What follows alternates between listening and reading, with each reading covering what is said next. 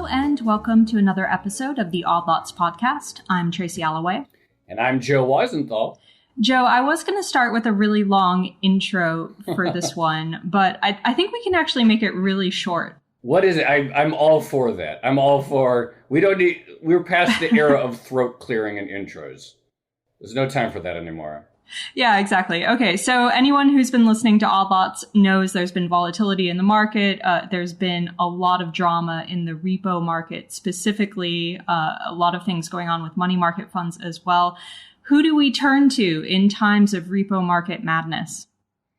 I can only think of one person when the phrase repo market madness comes to mind.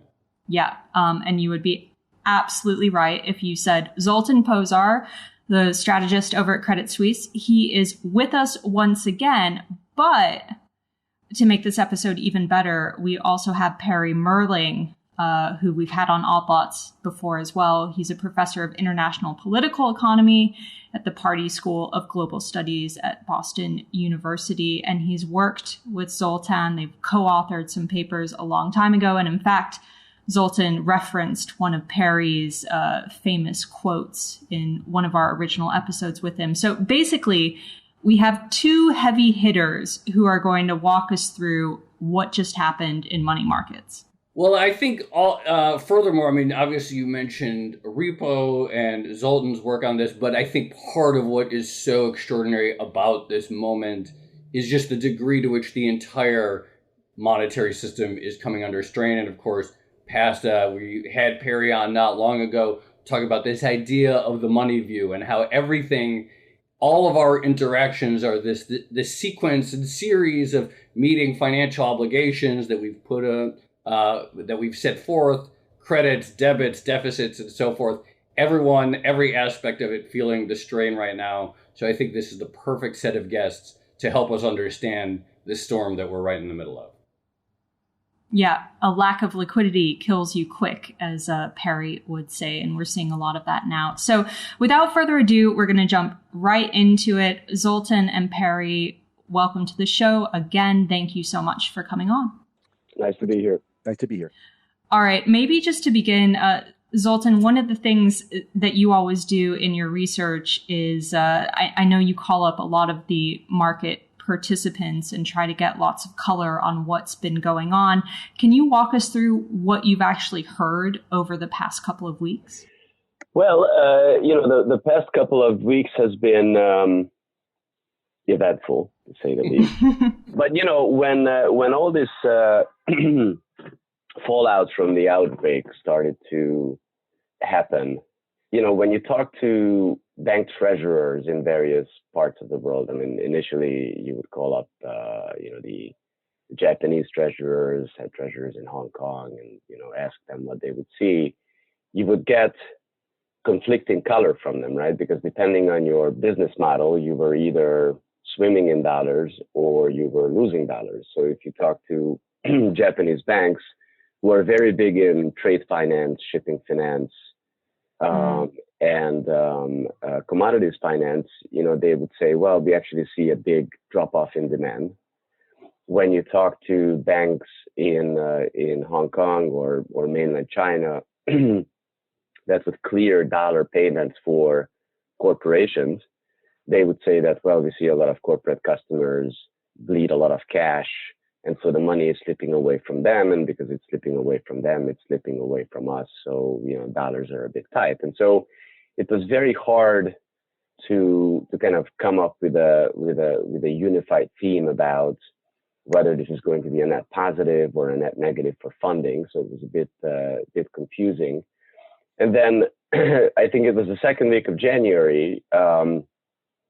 James Sweeney, the chief economist at Credit Suisse, who's our third musketeer, meaning, Perry, Zoltan, and James, he tumbles into my office and he just says, well, this IP shock that we are going through and your stuff, I mean, this is where the two things meet, because, and I think this meme from him is going to go down in, as one of those heavy hitting memes and he said, the supply chain is a payment chain in reverse.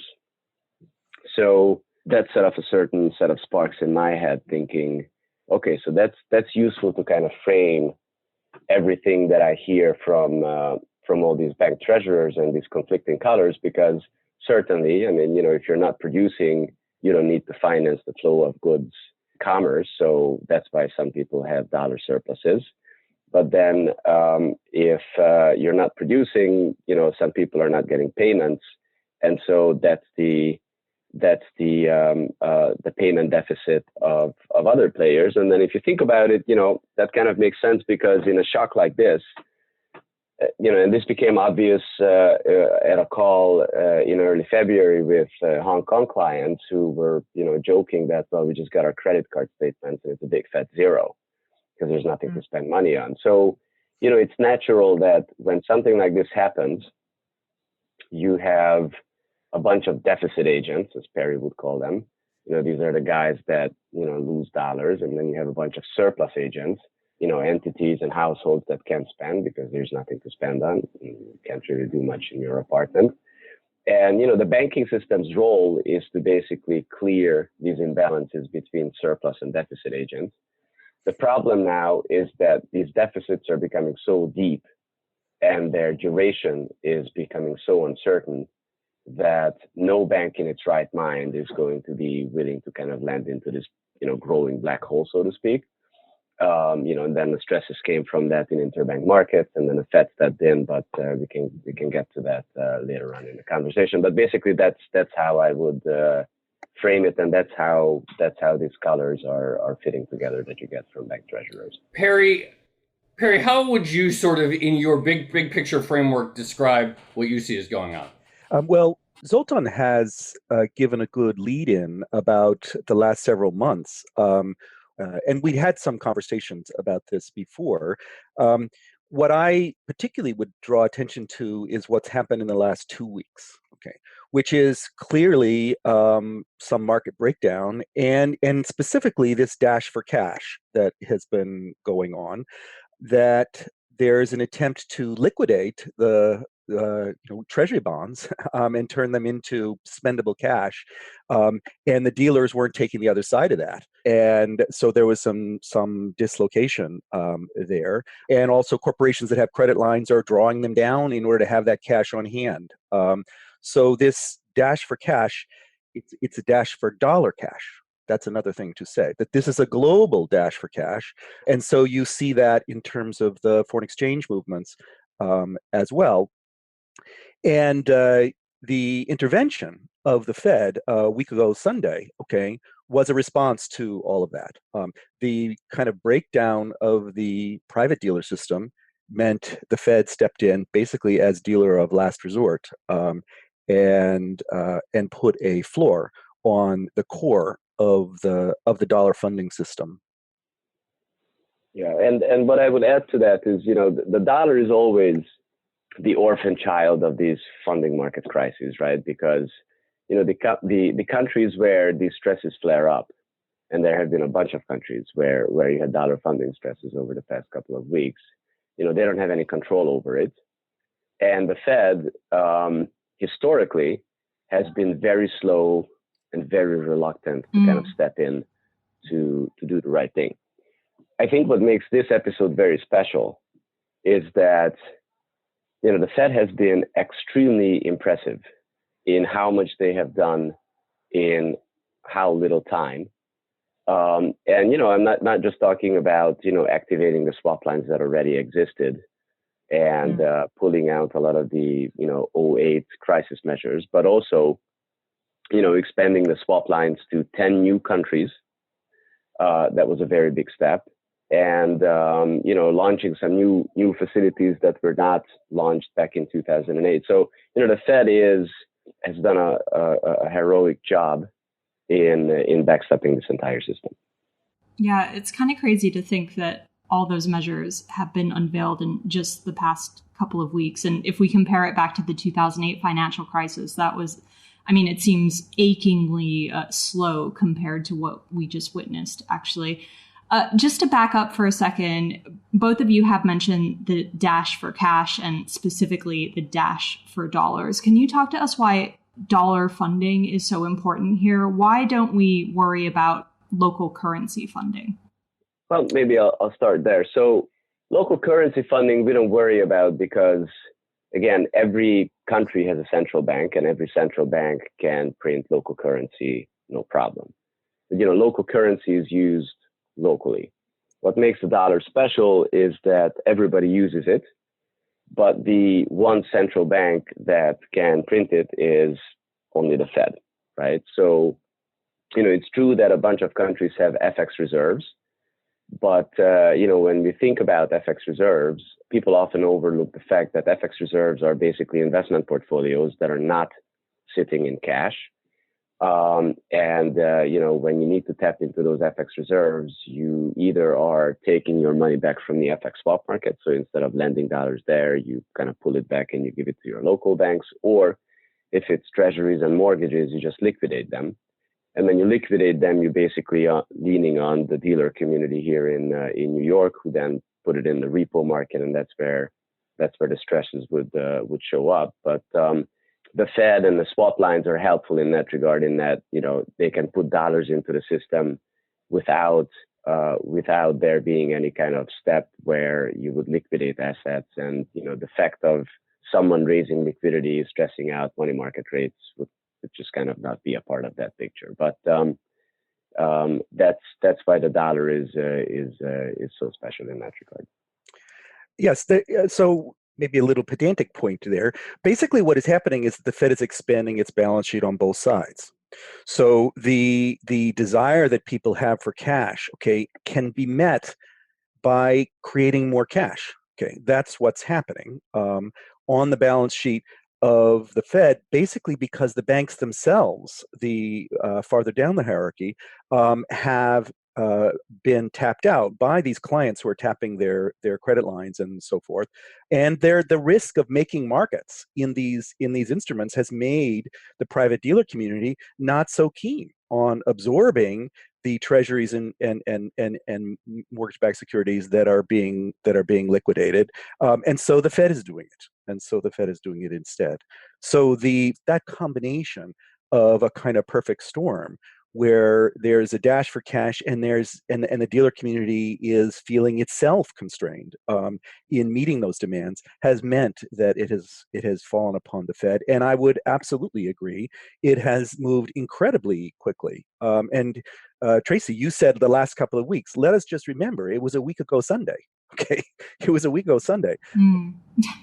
It feels so much longer. I'm sorry. Oh, I was just going to say, one thing we forgot to do that we've been doing lately is reminding listeners the date and time that we are recording all of these episodes, because it's important to have that context because things are moving so fast. So just a reminder, we're recording this March 25th, and we started at 8 a.m. Eastern time. We're at the point where we're specifying the hour because, again, of how fast things change. So Perry, continue with your thought, please. So we've just really talked about this liquidity problem, and we've talked about the way the Fed has stepped in to basically enable people to switch out of their best assets, treasuries and so forth, into cash. But it's a much larger market than that. And the deeper problem, that the dealer community is facing, or I would say, I'm imagining, I'm going to ask Zoltan about this, is that basically this whole shock to the global supply chain is causing a repricing of assets all over the world. And that repricing is itself a big challenge. Nobody knows what value is. And the disruption of the dealer community means that price discovery, is impaired, that prices are moving because of liquidity problems, that people are mistaking for valuation problems. And it's hard to sort those things out. Yes, it's hard to sort them out. I mean, certainly you have an industrial production shock.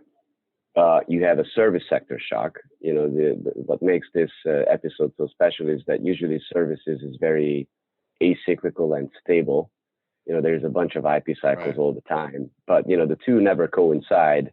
And we've never had anything as deep as what we are going through now.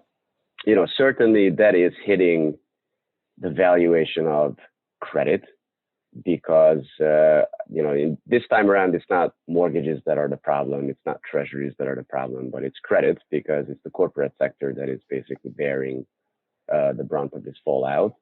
And so, that makes it very difficult to value things. Then when you come to the actual market making and price setting mechanism that the dealers usually provide, they can't really do that function either because, it's not only the case that everybody is trying to kind of protect itself and making sure that you're there for your corporate customer who you have promised a corporate credit line to, so you have a contractual obligation to kind of meet that. But also, keep in mind, things have been moving very fast. The government is now asking the banks to show forbearance to small businesses, households, everybody in your home country. And, in English, that means basically that, the banks are not going to be getting interest payments. They are not going to be getting principal payments because you are extending the time at which you will get those inflows. You are basically increasing your loan book. So all this forbearance and all the corporate credit lines getting drawn down is basically inflating banks and dealers' balance sheets. It's adding a ton of risk-weighted assets. And, balance sheet is like an A4 sheet of paper that, you start to scribble on when you go to the green market. I'm going to buy this and I'm going to buy that. And when you run out of space, you can't write anymore. So balance sheet is finite.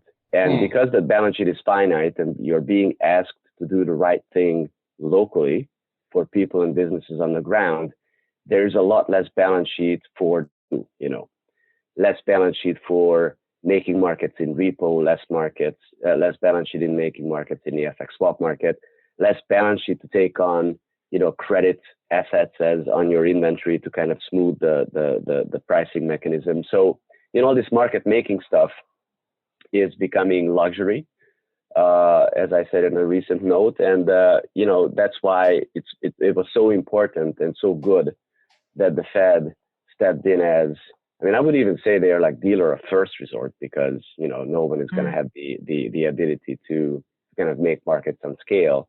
So they stepped in and they are taking on some of this market making and price setting process. And, what Perry would say is that the Fed is now making the outside spread, but that's basically what this is about. That private market making mechanism is, I wouldn't say broken. It's just probably taking a little bit of a back seat because you have to provide so much on the ground. Yes, I would say that it is making the outside spread. That's right. Okay. But it's important to note that it's making this spread, it's making these markets in very specific core area of the market. Okay. Not the whole thing. And that will keep the wheels from falling off the entire wagon, right?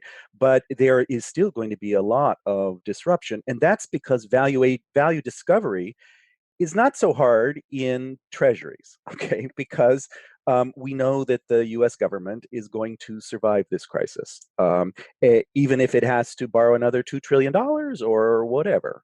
This is war finance. It's war. The U.S. will still be around. Whatever industries recover will pay taxes to the federal government, and that means that treasuries are good assets. We're not, however, sure that all these industries are going to survive, or that they will emerge from this crisis in the same form as they went into it. Okay, the natural feeling is to imagine that somehow we'll just restart the economy like it was before. That seems to me improbable. Okay, and so the price discovery mechanism is also about the reallocation of capital. This is a very big real side shift. And it's important to use the apparatus of government to facilitate that real side shift. That's not about the Fed. Okay, that's the Fed is just providing liquidity in core markets. Okay, that's a bigger problem, and the fiscal side of this is where that's going to be dealt with, I would imagine.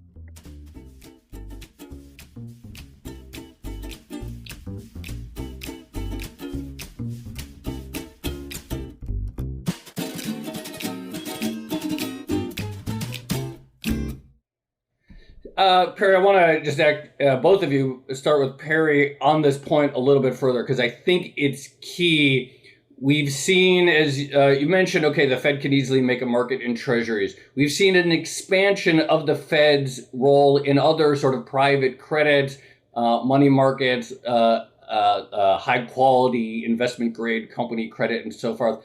How far can the Fed go in this realm before it becomes clearly outside of anything that the Fed is equipped to do in terms of backstopping and keeping the flow of credit going to industries that, as you point out, may not exist post-crisis?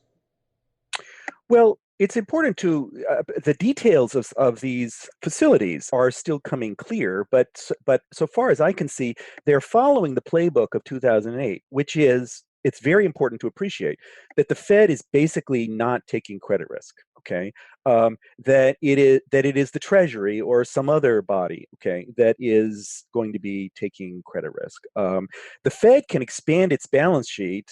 There is essentially no limit. I mean, you could put the entire financial system on the Fed's balance sheet, and that's sort of what we do in wartime. But I don't think we want to do that because getting it back off the balance sheet is not so easy. And so that's what we're trying to do is to be selective and think about what comes after. Yeah, I mean, maybe I can share a little anecdote that it's just remarkable how, the reflexes of the market don't really change, because a lot of investors, that they are buying, that are buying credit from the world over on a hedged basis. Credit is cheap now because the Fed cut rates to zero, hedging costs are way cheaper. So this is a great opportunity to kind of load up, and old habits die hard. But I would agree 100% that there will be some long-term implications from what debt is viable and what is not. And when you look at corporate credit defaults over time, what you notice is that you always have sectors that were hit by something unexpected, and that was their undoing. So like Kodak in Rochester, New York, and I don't know, the cigarette companies and all this stuff, right? So you always have these things, and I think COVID-19 is another one of those where if you have some long-lasting changes to the ways people live, I mean, maybe no one's gonna go to, not to pick on certain sectors, but you can let your imagination run free. So there's going to be a lot of sectors within the IG universe, the investment grade universe, that are going to be subject to these changes, and maybe some of that is not going to be viable. The Fed is following this dictum of lend freely against what's normally is good collateral, right? And so in the current circumstances now, that includes credit. But again, what we have so far is a one-page term sheet. It's unclear who can issue into it. It's unclear at what price they will take, the primary issuance. It's unclear what price they will buy the secondary paper.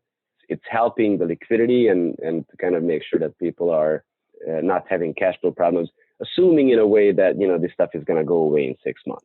And if it doesn't, I think that's a completely different conversation and a much more complicated picture.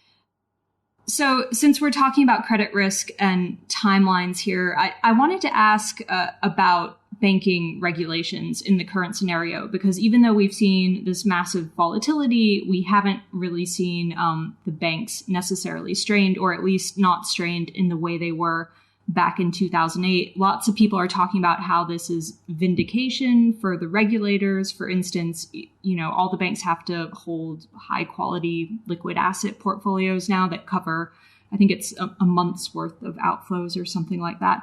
So how have those measures helped in the current crisis? And also, how have they sort of played a role in what we've seen over the past few weeks as well? Oh, they have helped. They have helped a lot. So, I get that question a lot, should the regs be eased? And I would say absolutely not. That would be a mistake. Just for context, in 2008, the way the the game used to work is, someone would call the Fed on Friday saying, well, we don't have money, we can't open up on Monday. And then everybody had to go in, on the weekend to kind of figure stuff out for the Monday open. And so, in my mind, the whole purpose of Basel III is to kind of elongate that response time to 30 days. So the reason why we managed to get this far without the banking crisis is because the banking system has been fortified by liquidity buffers, by capital buffers, by limits on balance sheets, limits on what banks can carry on their books, all these things.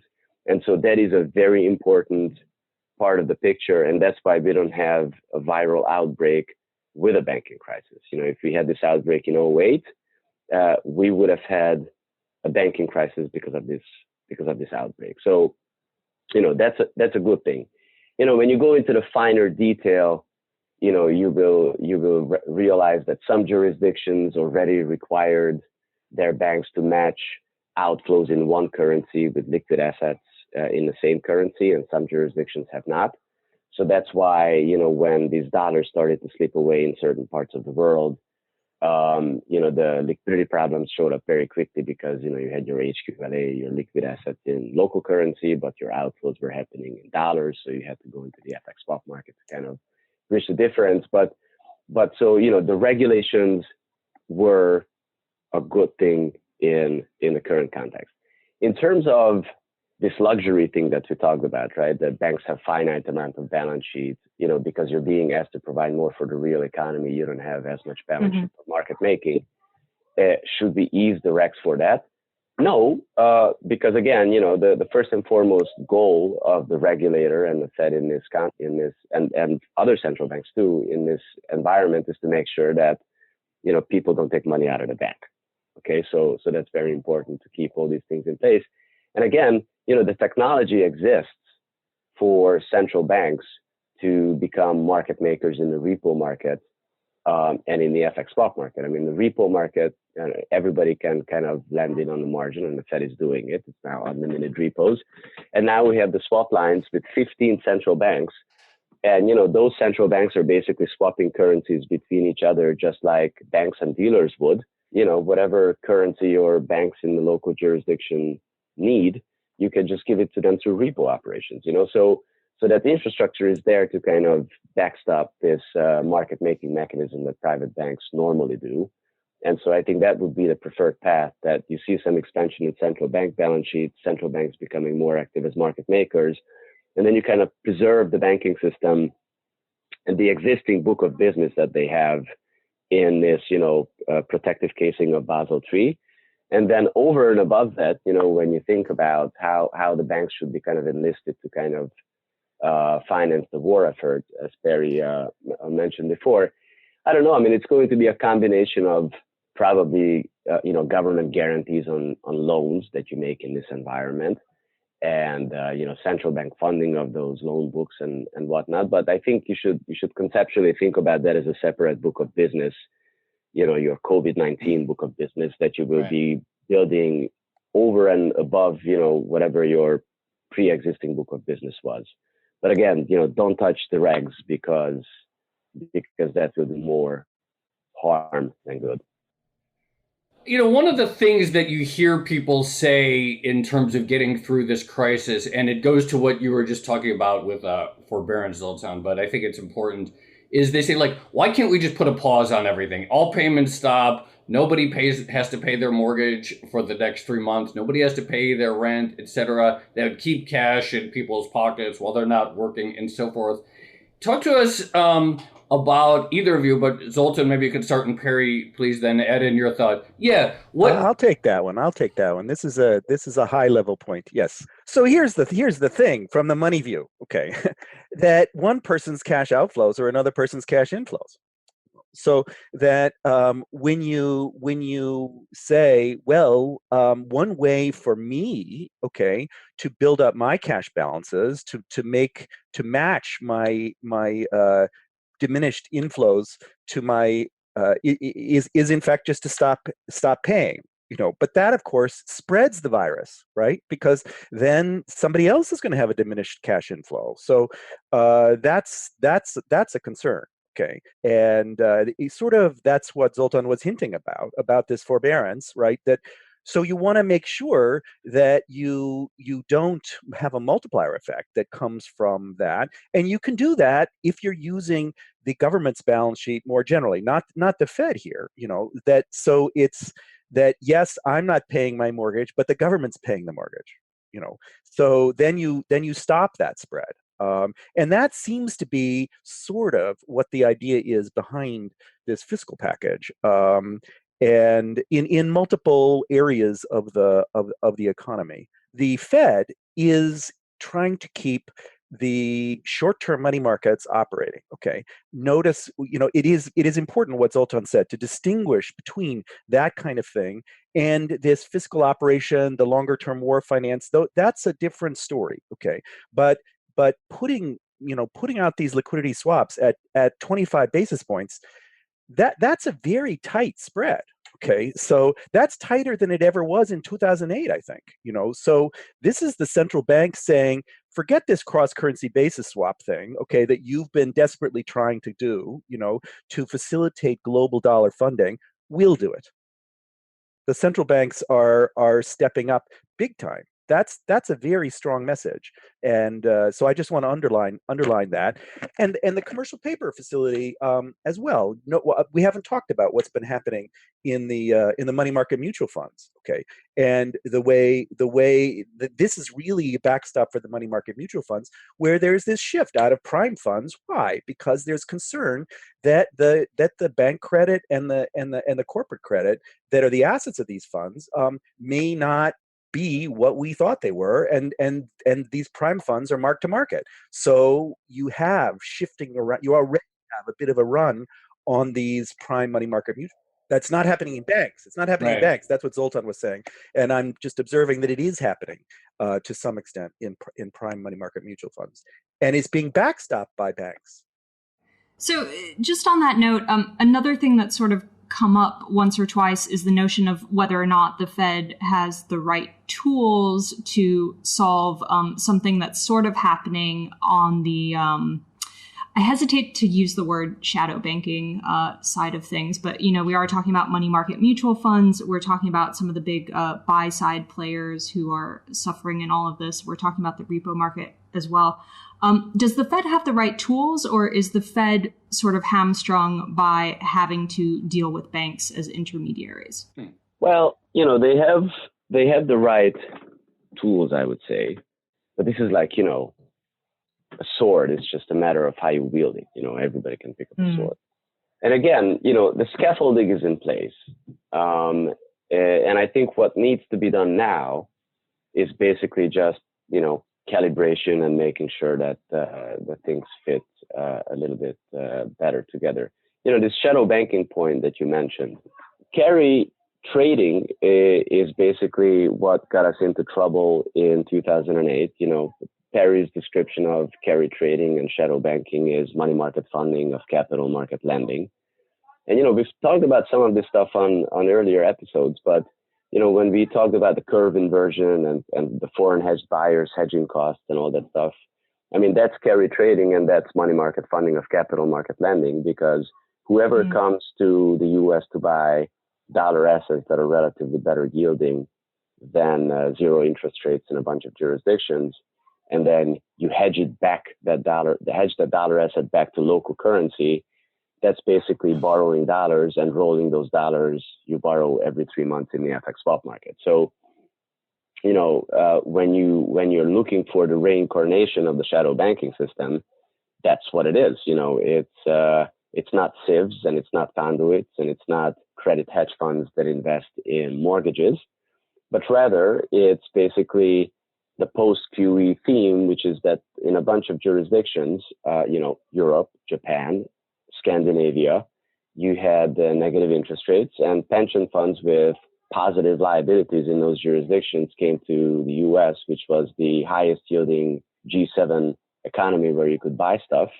And, you bought treasuries, you bought mortgages, you bought, investment grade stuff. You know, a lot of that stuff was basically companies issuing debt to buy back their stock to pay dividends. You had financed the large, private equity boom, CLOs, all these things, and you hedged it back to local currency. So, the Fed is essentially backstopping the shadow banking system again. The only thing that's missing in this whole edifice is it probably has less to do with the Fed. I think for the Fed, the big step was to extend the swap lines to jurisdictions other than the original five, which were, Canada, the UK, Europe, Switzerland, and Japan.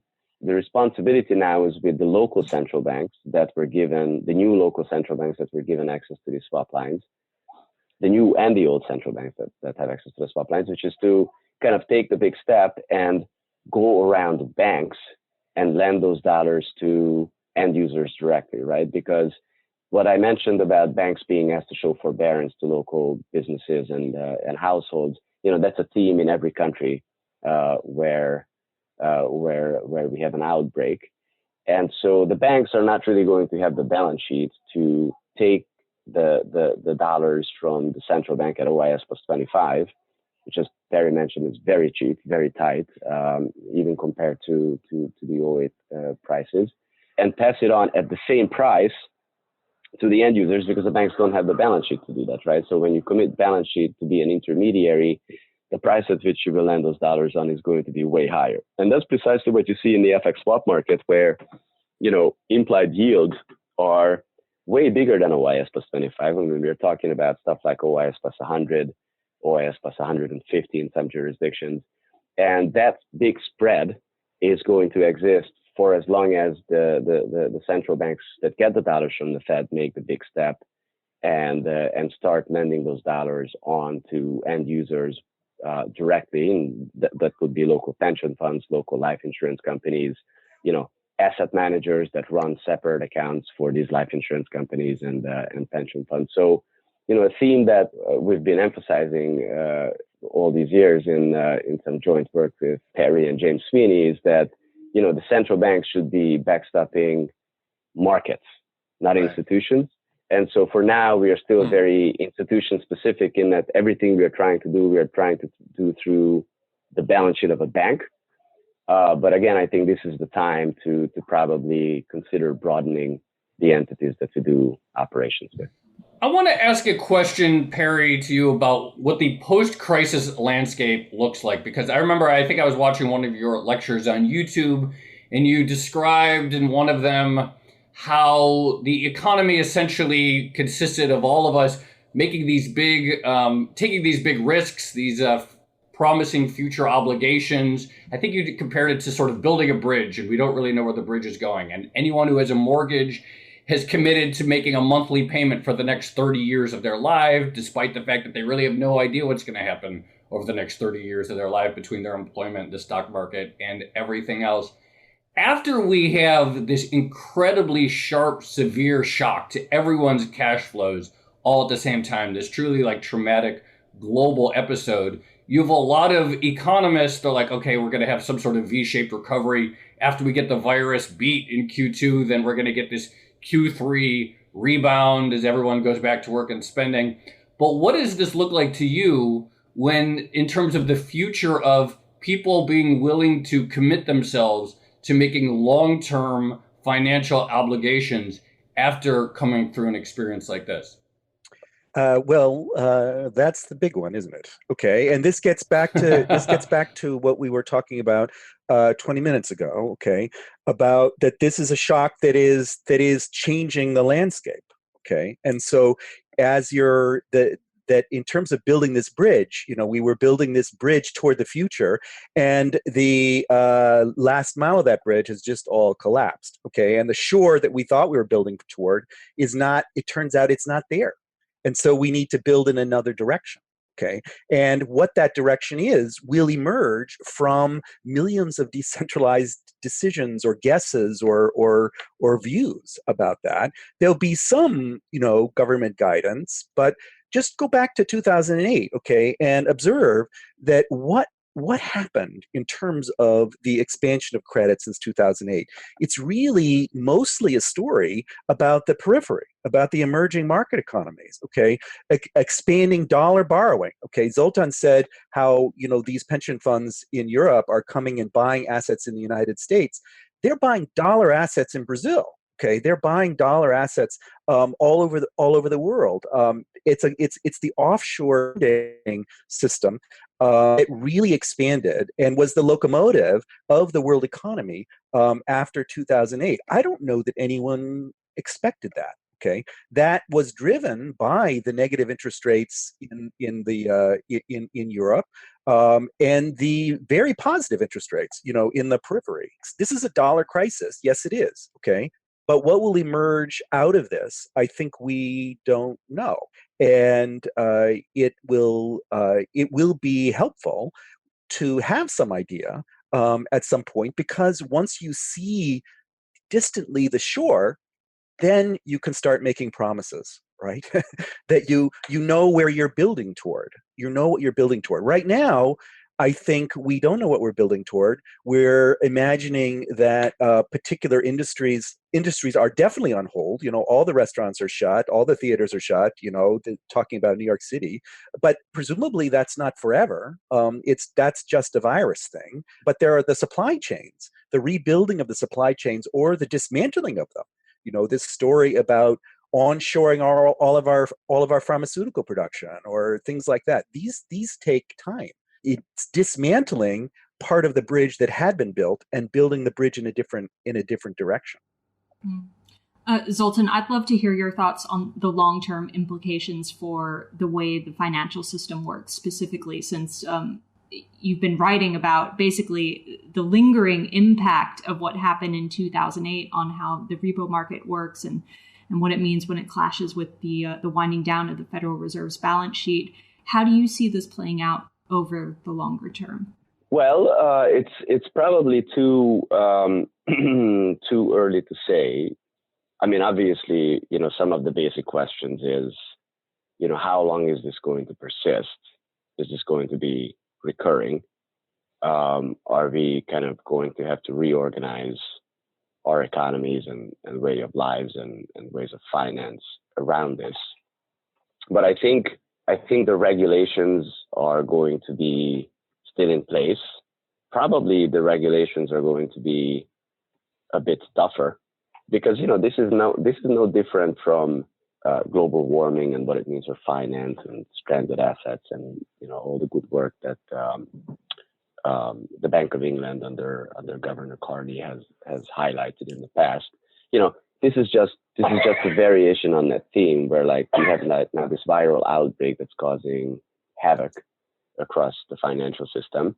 Global warming could be that issue in a couple of years. So I guess one theme that can come out of this is, all these tail risks that we talk about, but typically don't happen. They are very real. They can happen. So should we do anything over and above Basel III to kind of fortify things? So that's number one. Number two, I think longer term supply chains are going to be rethought, because whether this is a 1 in 100 year or 1 in 20 year or 1 every 2 years or twice every year event, I think what's becoming very apparent is that the way we have organized the world around us doesn't really work. I mean, you can't have just one country produce everything and everybody being exposed to that link in the chain. What we issue debt for is going to be thought about. I think even the government can think about ways to kind of put caps on, stock buybacks, stuff like that, because, corporations should be taking a share of making sure that when things like this happen, they can retool more efficiently. You have spare factory capacity and all these things. And then third, I think, when it comes to, so we talked about the banks, we talked about, how companies are going to be running their supply chains, what they can issue debt for, what's a reasonable amount of debt load that you can run with, right? I mean, a part of the reason why we have to, backstop the IG market is because a lot of debt that was issued was basically there to do financial engineering, buy back stocks and pay dividends and all that stuff. So maybe our tolerance for that going forward is going to be less. Then the third thing, portfolio investing. I mean, the only theme that's been driving those flows is where is the yield the best? As Perry said, I'll issue in dollars because my local yields are even higher, and then I'll buy dollars because my local yields are zero. So I think when you are a portfolio investor and your government can very easily put its foot down and say, all right, all this yield chasing cross-border stuff, let's put an end to it. And how about we issue more sovereign debt, you buy that stuff, and we spend the money on building more hospitals, more dams, I don't know, use your imagination. But basically at a time of war finance, which is a theme we referred to earlier, I think the emphasis is going to be on financing stuff locally and less on the global themes. And so I think this is just going to fracture the world of finance for sure. It's going to change it, and I think it's going to make the world onto little separate islands floating in ocean. But we're not going to be as connected and as global as we were. So both of you have mentioned this idea of maybe reorganizing supply chains so that one country isn't responsible for making one critical item. And Zoltan, you previously described the supply chain as basically a payments chain. So I'm wondering, what happens to the status of the dollar in the international financial system? Do you think we might see a concerted effort to sort of move away from it a little bit? Perry, I'd love to hear your thoughts, and then maybe Zoltan. Well, it's my view on these things is watch what markets are doing, and at the moment, everyone wants dollars. That they don't want gold, they don't want. This is what money is internationally. So I think that it is, and the dollar is strong, not weak. So I don't see a move to a multi-currency system. Zoltan's story about breaking up the global system into individual nation states, I hope that doesn't go too far, okay? Because there's a lot of productivity gains that come from division of labor internationally, and it's a big productivity shock to the globe if you break all that down. But I do think there's a challenge to the globalization. I think that financial globalization could continue, even if real side globalization is pulled back. There are big efficiencies in having a single world currency for trading and for finance, and I think that we're seeing that. It does require somebody to manage it, and that is if there's a particular country that's issuing that currency. That's what we're seeing. That the U.S. is sort of managing that, and that's a responsibility. And it's a good thing. It's a good thing. Yeah, I mean, two things I would add to that. I certainly agree with the productivity gains we've had from, specialization and all that. But I guess that's precisely the problem, that we were too efficient and too specialized. And, if you went to business school, you would learn about, synergies and this and that, and we can eliminate duplications, and we can have one country that makes breathing machines in the world. So I would disagree with you, Perry. So I think that is going to come under review. But hopefully we are going to keep a lot of the good things about globalization in place. We just kind of recalibrate it. So let's put it that way. In terms of the dollar, again, I would have worried if the Fed doesn't do the right thing in terms of the swap lines. But again, they did. And so I think the dollar is going to probably come out stronger from all this because of it, and so that was a good thing that the Fed did. Okay, well, absolutely fascinating conversation. It was so good to have both of you on, and I guess the next episode we're going to have to get James Sweeney on, and we'll have all three of you, the money market trio, the Three Musketeers. Let's do it. I'm already looking forward to that. It is really a treat and an honor to get to talk to both of you. So thank you for taking the time. Great. Stay safe. Bye-bye.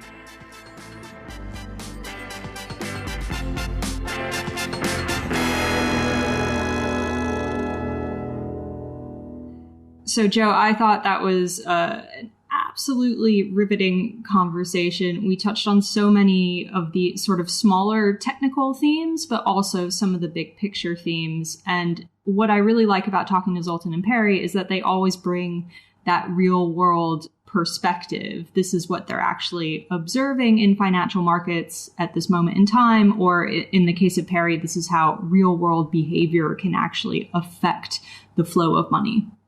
Yeah, that really was a treat getting to talk to both of them at the same time like that. I don't have too much to add because I think they said it all. I love Perry's analogy of this idea we were building a bridge somewhere and that last mile of the bridge has been destroyed.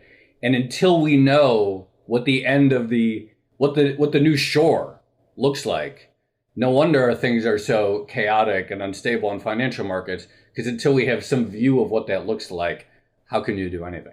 Yeah, and I think the conversation really crystallized the idea that what we're seeing in markets right now is this cash shortage or a run on cash and a run on dollars specifically. So it really highlights the centrality of the dollar, which is something that we've discussed in a bunch of previous All Thoughts episodes now.